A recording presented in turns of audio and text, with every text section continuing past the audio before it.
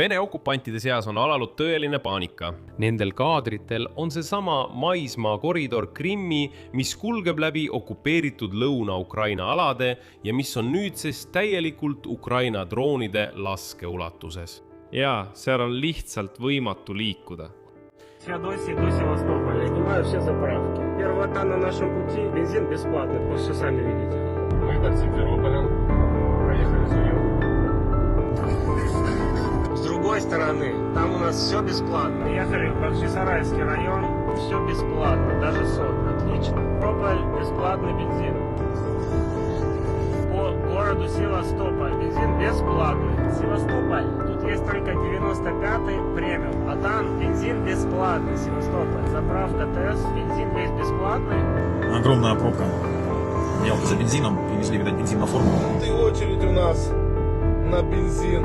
Aga nendel kaadritel on tühjad tanklad Krimmis ja täielik kütusepuudus okupeeritud poolsaarel. Ja need kaks uudist on omavahel täielikult seotud.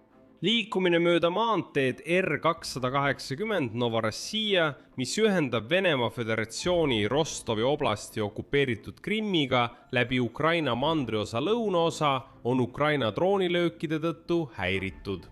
Selle tulemusena tekkis poolsaarel bensiinipuudus. Tanklates saab osta mitte rohkem kui 20 liitrit päevas. Paljudes tanklates pole üldse kütust. Samal ajal teatab Ukraina relvajõudude 3. armeekorpus, et kogu Luhanski oblast on nüüd nende droonide kontrolli all.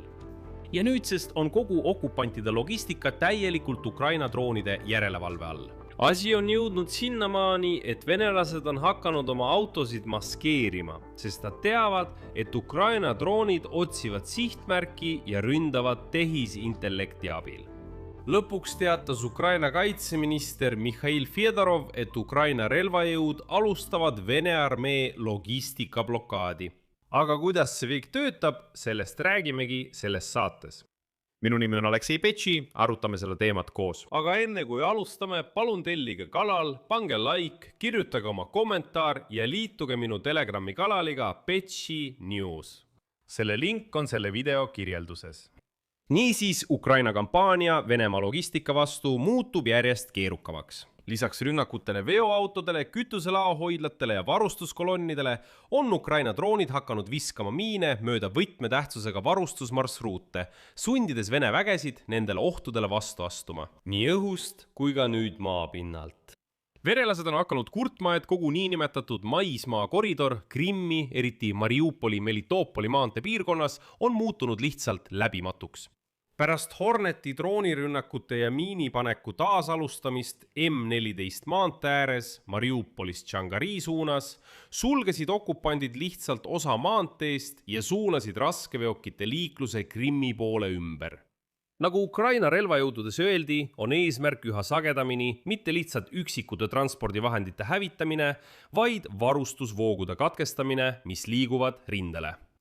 Kuid samal ajal, kui viimastel päevadel räägiti peamiselt Mariupoli lähedal asuvast maanteest, selgus, et sarnase logistilise blokaadi all on ka Novorossija nimeline maantee Hersoni ja Zaporižja piiri lähedal.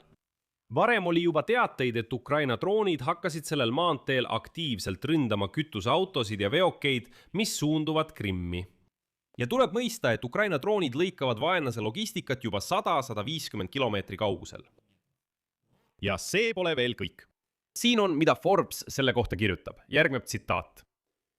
Tundub, et see taktika on osa Ukraina laiematest jõupingutustest muuta Venemaa varustusteed mitmetasandilisteks tõkestustsoonideks. Juhid puutuvad juba kokku droonidega, mis korraldavad varitsusi FPV kaamerate abil, tehisintellektiga löögidroonidega ning rünnakutega õhutõrjesüsteemide vastu, mis kaitsevad võtmetähtsusega teid. Kui droonide kasutamine miinide paigaldamiseks laieneb, seisavad nad samuti pidevalt silmitsi ohuga, et teel allpool võivad olla miinid. Üheks survemärgiks oli Ukraina eriüksuste teade 2 Vene õhutõrjeraketisüsteemi Tor M2 ründamise kohta. Üks neist tabati, kui seda veeti traktoriga mööda M14 maanteed okupeeritud Berdjanski lähedal, mis viitab ümberpaigutamisele. Ukraina õhutõrjevahendid haavatavate logistiliste marsruutide kaitseks. Vene sõjablogijad hoiatavad, et isegi väikesed miinid, mis on laiali pillutud mööda võtmetähtsusega maanteid, võivad korduvalt peatada transpordi liikumise, kontrollide ja miinide eemaldamise operatsioonide läbiviimiseks. Ja siin rõhutan veel kord selle hetke olulisust. Juba mitu nädalat lendavad Ukraina droonid nende maanteede juurde, jäävad varitsusse ja jälgivad olukorda kaamera kaudu. Droon on juhitud tehisintellekti poolt ja kui tehisintellekt näeb sobivat sihtmärki, näiteks kütuseveokit või mõnda muud sõjatehnikat, tõuseb droon kohe õhku ja ründab sihtmärki. Ja nagu te aru saate, muudab see sõja olemust väga palju. Ja siin Aleksandr Šatrovski, kes on 60. mehhaniseeritud brigaadi droonioperaator Ukraina relvajõududes, rääkis, et tehnoloogiad, mis võimaldavad selliseid operatsioone laiendada, on juba olemas. Ja edasi tema tsitaat. On olemas lahendused, mis võimaldavad samaaegselt juhtida mitut fiiberoptilist ooterežiimist drooni. Need, millest ma rääkisin, on varitsuses olevad FPV droonid, mida juhitakse ühe juhtimispuldiga. See on üsna tõhus lahendus ja sellel on kindlasti oma koht. On ilmne, et Venemaa püüab sellele kindlasti kuidagi kohaneda. Venelased võivad laiendada neid maapealseid kaitsevõrke haavatavatele kiirteedele sarnaselt droonivastastele lahendustele. Tunnelid, mis juba ilmuvad teedele rindele lähemal. Aga nagu te mõistate, sellise kaitse laiendamine sadadele kilomeetritele kiirteedele oleks palju keerulisem ülesanne.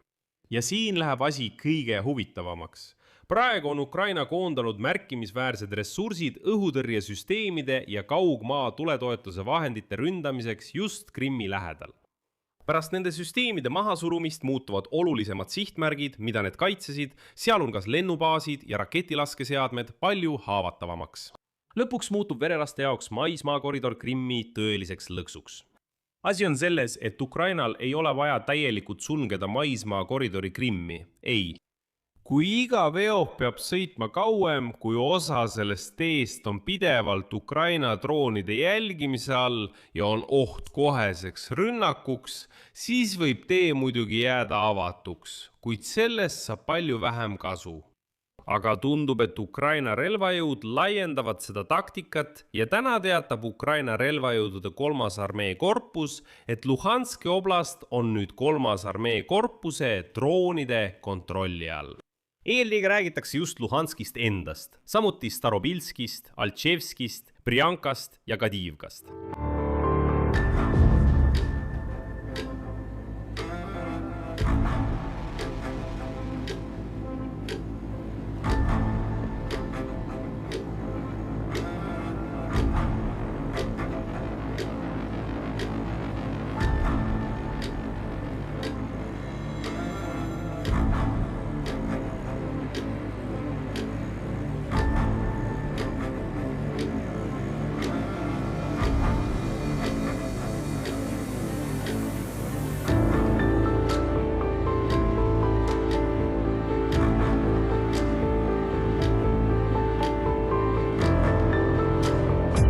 Kolmas armee korpuse 3. eraldi tormibrigaadi droonisüsteemide pataljoni võitlejad teatavad ametlikult, et nüüdsest pole okupantidel Luhanski oblasti okupeeritud aladel enam ühtegi turvalist kohta.